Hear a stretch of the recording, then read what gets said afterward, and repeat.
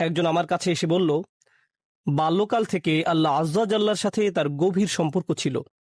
খুব অল্প বয়স থেকে সে আল্লাহর নিকট দোয়া করত, এমনকি কিশোরী বয়সেও তাহাজ্জুদ পড়তো, এমনকি কিশোরী বয়সেও যখনই সে আল্লাহর নিকট কিছু চাইতো আল্লাহ তাকে তা দিত। এই ব্যক্তির আসলে খুব কঠিন এক জীবন ছিল।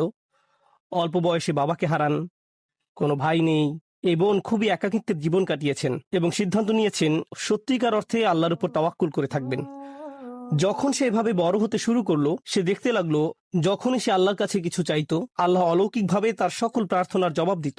যখনই সে আল্লাহর কাছে কিছু চাইতো আল্লাহ কখনো তার দুয়ার জবাব না দিয়ে থাকেননি। এভাবে সে আল্লাহর উপর নির্ভরতা এবং নৈকট্য বাড়িয়ে তোলে। যখনই তার কিছু দরকার হতো সে 2 রাকাত নামাজ পড়ে আল্লাহর কাছে তা চাইতো। তো তার আসলেই আল্লাহর সাথে খুব সুন্দর একটা কানেকশন ছিল। তাহলে এখানে প্রশ্ন কোথায়?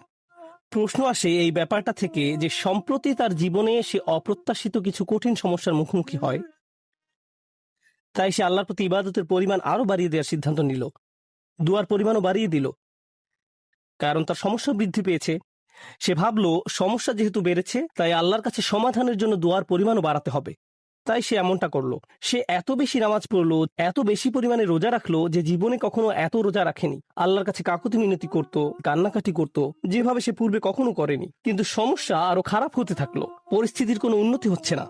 তখন সে মনে মনে ভাবতে লাগলো, মনে হয় আল্লাহ আমার উপর খুশি নয়, কারণ আগে আমি দোয়া করতাম আর সব দোয়ার উত্তর পেতাম। আমার আগে তো এই সমস্যা ছিল না। যখনই আমার কিছু দরকার হতো আল্লাহর দিকে ফিরতাম আর আল্লাহ আমার সমস্যার সমাধান করে দিতেন। কিন্তু এখন আমি দোয়ার পর দোয়া করেই যাচ্ছি, আল্লাহর কাছে ভিক্ষা চেয়েই যাচ্ছি, আমার সমস্যার কোনো সমাধান হচ্ছে না, শুধু আরো খারাপ হচ্ছে। এর কারণ কি হতে পারে? তার মাথায় এই ধারণা ঘুরতে থাকলো, নিশ্চয়ই আমি ভুল কিছু করেছি। আল্লাহ আর আমার দুয়ার জবাব দিচ্ছেন না, কারণ কোনো কারণে আমি অযোগ্য হয়ে পড়েছি। আল্লাহর ভালো মানুষের তালিকায় আমি আর নেই। আমি এই খুতবা দেওয়ার সিদ্ধান্ত নিয়েছি কারণ সমাজে এই ধরনের চিন্তা খুবই কমন, যা একজন মানুষের মাথা নষ্ট করে দিতে পারে। আমরা দোয়া করি আর আমরা আশা করতে থাকি আল্লাহ আজ্জা জাল্লা আমাদের একটা উত্তর দিবেন, আল্লাহ আমাদের সমস্যা সমাধান করে দিবেন। মূলত 2 ধরনের দোয়া আছে আমাদের অধিকাংশের জন্য। আমি এমন দোয়া সম্পর্কে কথা বলছি যা আমরা নিজেদের জন্য করি। এক প্রকার দোয়া হলো আমরা আমাদের বর্তমান সমস্যা সমাধানের জন্য দোয়া করি। আমাদের সমস্যা আছে, কিছু পরিস্থিতিতে আটকা পড়ে গেছি, আমরা চাই আল্লাহ আমাদের আরো খারাপ কোনো সমস্যায় পড়ে যাওয়া থেকে রক্ষা করুন, আমাদের ভালো যা আছে তা যেন তিনি রক্ষা করেন, ইত্যাদি। আর অবশ্যই আমরা আমাদের ভবিষ্যতের জন্য দোয়া করি, আমরা নিজেদের জন্য দোয়া করি, সন্তানদের জন্য দোয়া করি, এখন সবকিছু ভালো আছে, ইয়া আল্লাহ এভাবেই যেন থাকে। এই ধরনের দোয়াগুলো আমরা নিজেদের জন্য করে থাকি। যে বিষয়টির উপর আজ গুরুত্বারোপ করতে চাই, আগের একটি খুতবায় এটা নিয়ে আমি কথা বলেছিলাম, কিন্তু আজকের খুতবাটি কিছুটা ব্যতিক্রম। এই জন্যই আমি মরিয়ম সালামুন আলাইহাকে বাছাই করেছি।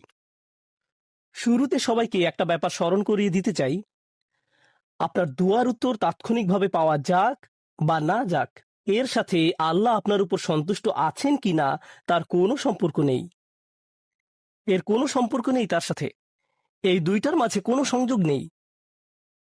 আর যদি কোনো সংযোগ থাকতো তাও আপনি জানতেন না। কারণটা কি? আপনারা জানেন, আমরা সবাই জানি নূহ আলাইহিস সালামের কথা, যিনি খুবই স্নেহময়ী পিতা ছিলেন। তিনি দাওয়াত দিয়েছেন 950 বছর যাবত। কল্পনা করতে পারেন? আপনাদের কি মনে হয় তিনি তার সন্তানের জন্য দোয়া করেছেন?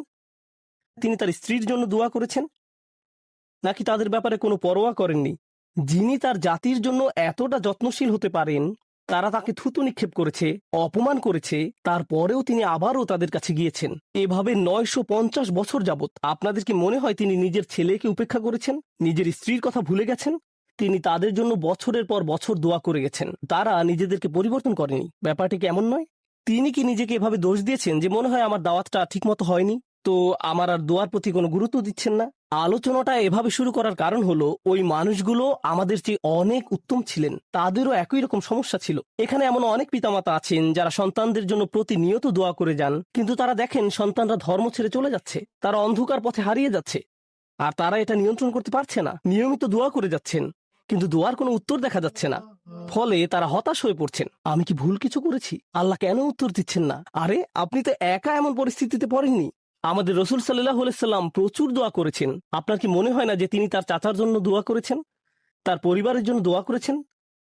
আপনার কি মনে হয় না তিনি আবু লাহাবের কথা বিবেচনায় নেননি? যদি তিনি দোয়া করে থাকেন তার সকল আবেগপ্রবণ দোয়া সত্ত্বেও আল্লাহ আয্যা ওয়া জাল্লা তাকে বলছেন, ইন্নাকা লা তাহদি মান আহবাবত।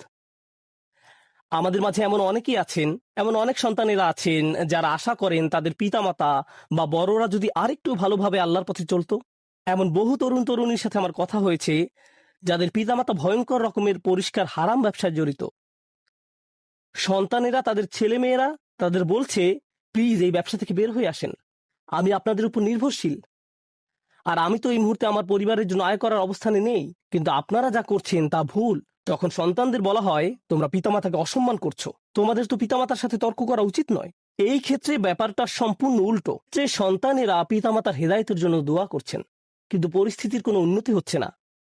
এর বাহিরেও কারো হয়তো ভয়ঙ্কর অসুস্থতা দেখা দিতে পারে, স্বাস্থ্য সংক্রান্ত চরম দুর্দশাও আসতে পারে, অথবা চাকরি খুঁজে পাচ্ছেন না, অর্থনৈতিক সমস্যায় আক্রান্ত, আর আপনি আল্লাহর কাছে দোয়া করে যাচ্ছেন, মনে মনে বলছেন, আমি তো গত বছর ইতিকাফও করেছি, আমি দোয়া করেই গেছি, সারা রাত সিজদায় পড়েছিলাম, এরপরেও আমার সমস্যা রয়ে গেছে, এরপরেও কোনো সমাধান আসেনি। সবার আগে আমি আপনাদের সবাইকে মনে করিয়ে দিতে চাই যে নবীরা, তাদের সকলেই, আমাদের বহুকাল পূর্বে যারা এসেছিলেন, আল্লাহ অনবরত তাদের দুয়ার কথা কোরআনে উল্লেখ করেছেন, তাদের সমস্যাগুলোর কথাও কোরআনে বারবার উল্লেখ করেছেন।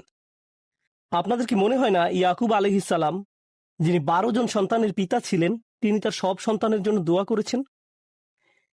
বিশেষ করে ইউসুফ আলাইহিস সালামের জন্য, যখন তিনি ইউসুফকে হারিয়ে ফেলেন, আপনাদের কি মনে হয় না তিনি ইউসুফ আলাইহিস সালামের নিরাপত্তার জন্য দোয়া করেছেন, তিনি যেন তার সুন্দর সন্তানকে আবার দেখতে পান? আমরা জানি তিনি এত বেশি কেঁদেছিলেন যে দৃষ্টিশক্তি হারিয়ে ফেলেছিলেন, অবিয়াদ্দাত আইনাহু, এবং দুঃখে তার চক্ষুদয় সাদা হয়ে গেল।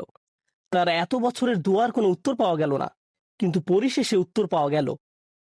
আপনাদের কি মনে হয় না যখন মুসা আলাইহিস সালামের মা নিজ ছেলেকে পানিতে ভাসিয়ে দেন, আর দেখতে পাচ্ছেন যে স্রোতের টানে বাক্সটি হারিয়ে যাচ্ছে, বাক্সটি যে কোনো সময় উল্টে যেতে পারে, আর কিভাবে জানেন যে বাক্সটি ওয়াটারপ্রুফ, পানি প্রবেশ করবে না? কিভাবে জানবেন যে এটি পাথরের আঘাত পেয়ে ভেঙে যাবে না? আপনি নদীতে ফেলে দিচ্ছেন একটি বাচ্চাকে, নদীতে। আপনাদের কি মনে হয় না যে মুসার মা আল্লাহর কাছে দোয়া করেছেন? এই দুই দোয়ার ক্ষেত্রে পার্থক্যটা লক্ষ্য করুন। মুসা আলাইহিস সালামের মায়ের ক্ষেত্রে তিনি আল্লাহর কাছে দোয়া করেন, তিনি তার ছেলের সাথে আবার একত্রিত হন ঠিক কয়েক ঘন্টা পর। বাচ্চার পরবর্তী খাওয়ার সময় হওয়ার মধ্যেই সে আবার তার মায়ের দেখা পায়। আর অন্যদিকে ইউসুফ আলাইহিস সালামের ক্ষেত্রে তিনি তার পিতার নিকট থেকে বিচ্ছিন্ন হয়ে পড়েন, কিন্তু বহু বছর যাবৎ তিনি তার পিতার দেখা পাননি, অনেক অনেক বছর যাবৎ।